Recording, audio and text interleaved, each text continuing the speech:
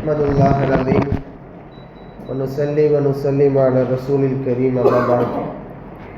قال الله تعالى في كلامه القديم والفرقان الحميد: أعوذ بالله من الشيطان الرجيم بسم الله الرحمن الرحيم ثم جعلناه نطفة في قرار مكين صدق الله العظيم. அளவற்ற அருளாளனும் நிகரற்ற அன்புடையனுமாகிய அல்லாஹ்வுக்கே புகழ் அனைத்தும் உண்டாகட்டும். அன்பிற்கும் பெருமதிப்பிற்கும் உரிய ஜமாத்தார்களே, தாய்மார்களே, நம்முடைய சங்கைக்குரிய இந்த அகில உலக வேதமான குர்ஆன் மனித வாழ்க்கைக்கு தேவையான எல்லா தலைப்புகளையும் தொன்று தொட்டு பேசி வருகிறது. வெறுமனே ஆன்மீகம் சார்ந்த, வணக்கம் சார்ந்த விஷயங்களை மட்டும் குர்ஆன் பேசவில்லை.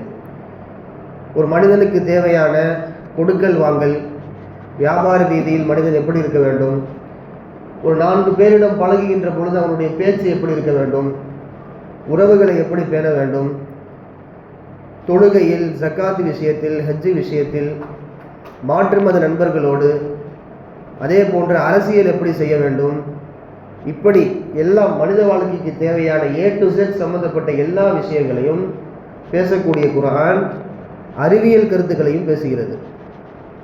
குர்ஆனில் ஆங்காங்கே அல்லாஹ் நிறைய அறிவியல் கருத்துக்களை சொல்லி வருவான்.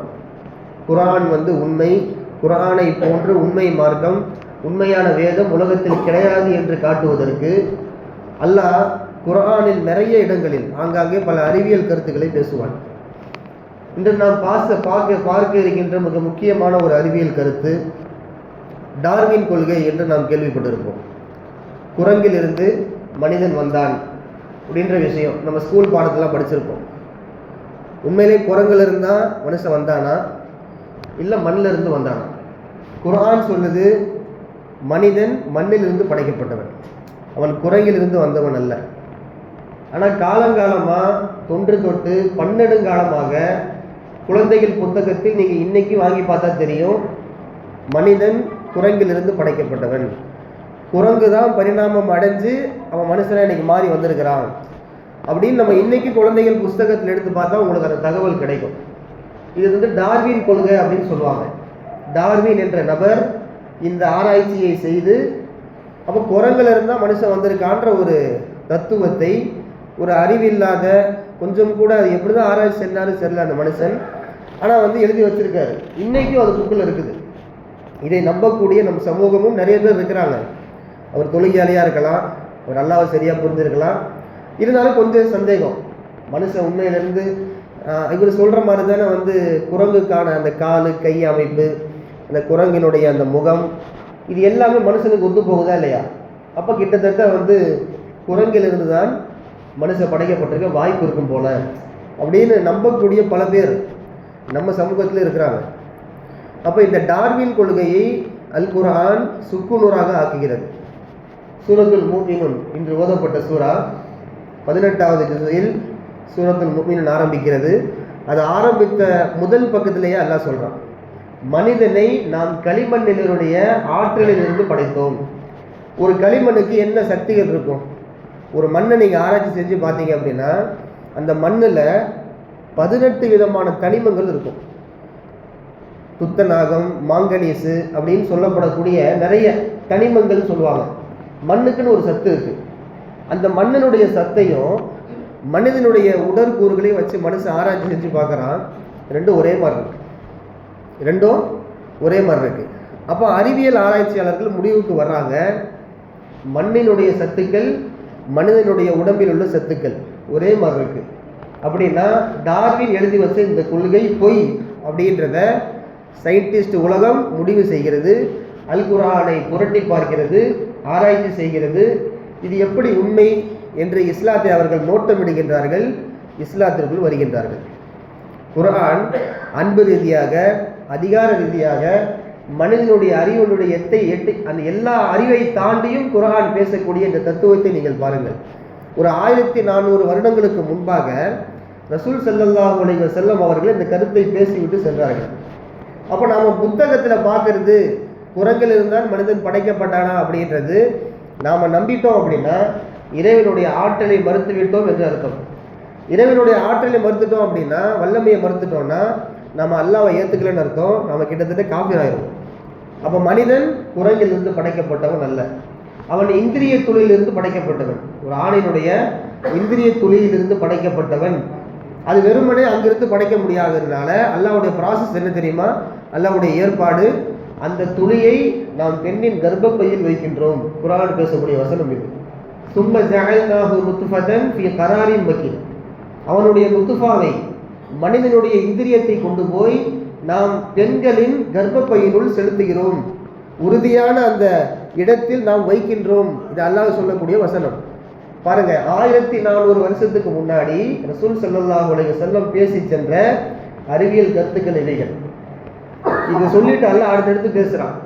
இன்னைக்கு பேரண்ட்ஸ் எல்லாம் போய் பார்க்குறாங்க, பேபி ஃபார்ம் ஆன உடனேயே டாக்டர்ஸ் காட்டுறாங்க, உங்கள் பேபி வந்து முதல் வாரத்தில் இப்படி இருக்குது, 2வது வாரத்தில் இப்படி இருக்குது, ஒரு மாதம் கழிச்சு போனால் இப்படி, 2 மாதம் கழிச்சு போனால் இப்படி இருக்குது, குழந்தை நல்லா இருக்குது, குழந்தை வளர்ச்சி இருக்குது, குழந்தை வளர்ச்சி கம்மியாக இருக்குது. இன்றைக்கி அறிவியல் உலகம் சொல்லுது. இன்றைக்கி சொல்கிறது விஷயம் அல்ல. இன்றைக்கி வந்து அறிவியல் எங்கேயோ போயிடுச்சு, உலகம் எங்கேயோ போயிடுச்சு, டெக்னாலஜி எங்கேயோ இருக்குது, பீக்கில் இருக்குது. இன்னைக்கு பார்த்து சொல்கிறதுன்றது விஷயம் அல்ல. ஆனால் ரசூல் ஸல்லல்லாஹு அலைஹி வஸல்லம் ஒரு குழந்தை அது உருவானதிலிருந்து பிறக்கும் வரை அதனுடைய ப்ராசஸ் எப்படி இருக்கும், அதனுடைய க்ரோத் ப்ராசஸ் எப்படி இருக்கும் அப்படின்ற இந்த விஷயம் இருக்கே, இந்த விஷயத்தை ரசூல்லா அன்றைக்கி தெளிவாக சஹாபாக்கிட்ட பேசினாங்க. நாம் கொஞ்சம் யோசிச்சு பார்க்கணும். அறிவியலே இல்லாத சமயத்தில் ஒரு நபர் முகம்மது என்ற மாமனிதர் எப்படி வந்து இதை பேசியிருப்பார், எப்படி பேசியிருப்பாங்க, யார் சொல்லி கொடுத்துருக்கணும்? அப்போ நம்மை ஆளக்கூடிய ஒரு சக்தி இருக்கிறது என்று அன்றைக்கு இருக்கக்கூடிய பல மக்கா காஃபிர்களுக்கு இது புரிந்தது. எப்படி வயிற்றுக்குள்ள இருக்கக்கூடிய ஒரு விஷயம் இந்த முகம்மதுக்கு தெரியுது? வயிற்றுக்குள்ள ஒரு குழந்தை உருவாகி அதை அல்லாஹ் வந்து ரத்த கட்டியை வந்து கொஞ்சம் பெருசாக்குறான். பெருசாக்கின பின்னாடி அது ஒரு சதை கட்டியாக மாறுது. அந்த சதை கட்டிக்குள்ளே அல்லாஹ் எலும்பை கொண்டு வரான், அதுக்கு வளர்ச்சியை கொடுக்குறான். கண்ணு காது மூக்கு வருது, கை வருது. இதெல்லாம் எப்படி வருது?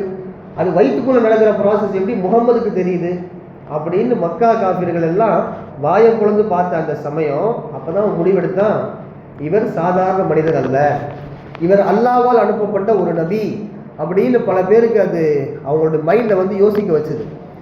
ரசூல்லா வெறுமனே தொழுகுங்க நோன்பு வைங்கன்னு சொல்லியிருந்தா அந்த மனித சமூகம் மறுத்திருக்கும். இவர் சும்மா தொழுக சொல்லுவார், நோன்பு சொல்லுவார் அப்படின்னு போயிருப்பான். அப்போ அல்லாஹ்வுடைய ஏற்பாட்டை நீங்கள் பாருங்கள். வயிற்றுக்குள்ளே நடக்கக்கூடிய ப்ராசஸை அல்லாஹ் தன்னுடைய நபியை வைத்து சொல்ல வைக்கின்றான். அப்போ சொல்லும்போது அங்கே என்ன ஆகும்? மனுஷன் கொஞ்சம் யோசிப்பான். ஏன்னா எந்த எக்யூப்மெண்ட்டும் கிடையாது, ஸ்கேனர் கிடையாது.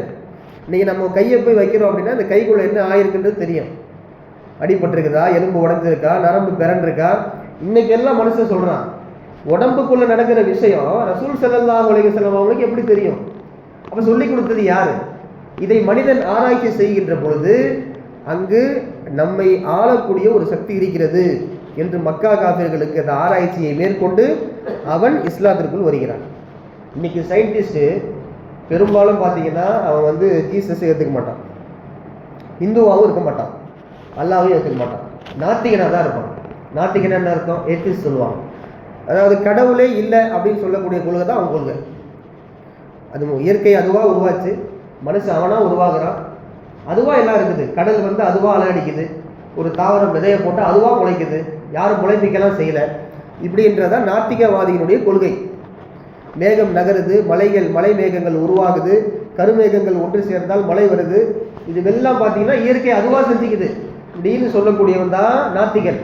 அந்த நாத்திகன் தான் இன்றைக்கி சயின்டிஸ்ட் ஃபுல்லாக விஞ்ஞானிகள். அப்போ அந்த விஞ்ஞானிக்கு ஏற்ற மாதிரி குர்ஆன் பாடம் புகட்டணுமா இல்லையா? அப்போ குர்ஆனுக்குள் அல்லாஹ் இது போன்ற அறிவியல் கருத்துக்களை கொண்டு வந்து நுழைக்கின்றான். ஒரு மனுஷனை நான் எப்படி படைக்கிறேன் பாரு, இப்படி தான் படைக்கிறேன்ற கருத்தை இன்னைக்கு டாக்டர்கள் உட்கார்ந்து ஸ்கேனரை போட்டு அந்த பெண்களுடைய வயிற்றில் வச்சாங்க அப்படின்னா குழந்தை உள்ள என்ன செய்யுதுன்றது இங்கே தெரியும். இந்த படத்தில் தெரியுதா இல்லையா? இதை ரசூலுல்லாஹ் எந்த ஒரு எக்யூப்மெண்ட்டுமே இல்லாமல் சொல்கிறாங்க சஹாபாக்கிட்ட. சஹாபாக்களுக்கு எவ்வளோ ஆச்சரியமாக இருந்திருக்கும். இன்றைக்கே மனுஷன் ஆச்சரியமாக பார்க்குறான். இது எப்படி வயிற்றுக்குள்ளே உள்ளது, குழந்தை என்ன செய்யுதுன்னு வெளியே தெரியுது கேமராவில்.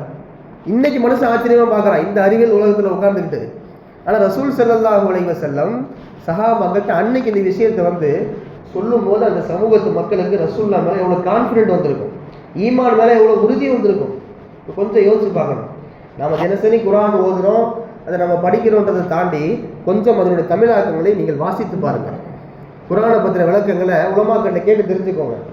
என்னென்ன ஆராய்ச்சி எல்லாம் உள்ளே வச்சிருக்கிறான், அதில் என்னென்ன கருத்துக்கள் விவாதிக்கப்படுது, என்னென்ன ஆசிரியங்கள் உள்ளே பொதிஞ்சிருக்கு அப்படின்ற அந்த அறிவியல் கருத்தெல்லாம் நீங்கள் சேர்த்து படிக்கும்போது தான் எவ்வளவு பெரிய குர்ஆன் இந்த வழிகாட்டி நமக்கு வழிகாட்டி கொண்டிருக்கிறது, நம் வாழ்க்கையில் எவ்வளவு பெரிய ஒரு வேதத்தை நாம் எடுத்து கொண்டிருக்கிறோம் அப்படின்ற உண்மை உங்களுக்கு தெரியும். குர்ஆனை வெறுமனே வாசிக்கிறது மட்டும் ஒரு முஸ்லீமுக்கான அழகு அல்ல. அந்த குர்ஆனுக்குள்ள என்ன கருத்து பொதிஞ்சிருக்கு அப்படின்றத நீங்கள் தர்ஜுமாக்கள் எடுத்து படித்து பார்க்கலாம். நம்ம ரேக்கில் இருக்கும். தர்ஜுமாலாம் பார்த்தா நிறைய இருக்குது. தமிழ் வாசிக்க தெரிந்தவர்கள் அல்லது ஆங்கிலம் யாருக்கா வாசிக்க தெரிஞ்சது அப்படின்னா குர்ஆன் ஆயத்தை நீங்கள் படிக்கணும், கூட தமிழ் அர்த்தங்களையும் படித்து பார்க்கணும். இது ரெண்டையும் நீங்கள் படித்து பாருங்கள். குர்ஆன் பல ஆச்சரியங்களை உள்ளே புதைத்து வைத்திருக்கின்றது. தோண்ட தோண்ட நீங்கள் மடை திறந்த வெள்ளத்தை போன்று குர்ஆன் பல ஆச்சரியங்களை கொட்டிக்கொண்டே இருக்கும். குர்ஆன் கியாமத் நாள் வரைக்கும் குர்ஆனுக்குள்ள நீங்கள் ஆராய்ச்சி பண்ண ஆரம்பிச்சிங்க, அதில் பல கருத்துக்களை நீங்கள் தோண்டி எடுத்துக்கொண்டே இருக்கலாம். ஒரு மனிதன் குர்ஆனை உட்காந்து ஆராய்ச்சி செஞ்சு, நான் ஃபுல்லாக ஆராய்ச்சி செஞ்சுட்டேன், இதுக்கப்புறம் ஆராய்ச்சி செய்கிறதுக்கு ஒன்றுமே இல்லை அப்படின்னு யாராவது சொல்ல முடியுமா அப்படின்னா யாருமே சொல்ல முடியாது. உலகத்தில் எவ்வளவு பெரிய அறிவாளியாக இருந்தாலும் சரி, உலகமே வியக்கிற அறிவாளியாக இருந்தாலும் சரி, நான் குர்ஆனை முழுவதுமாக ஆராய்ச்சி செய்துவிட்டேன், இதுக்கப்புறம் இதுக்குள்ள ஒரு ஆச்சரியமும் இல்லை அப்படின்னு ஒரு மனுஷன் முடிவு செய்யவே முடியாது.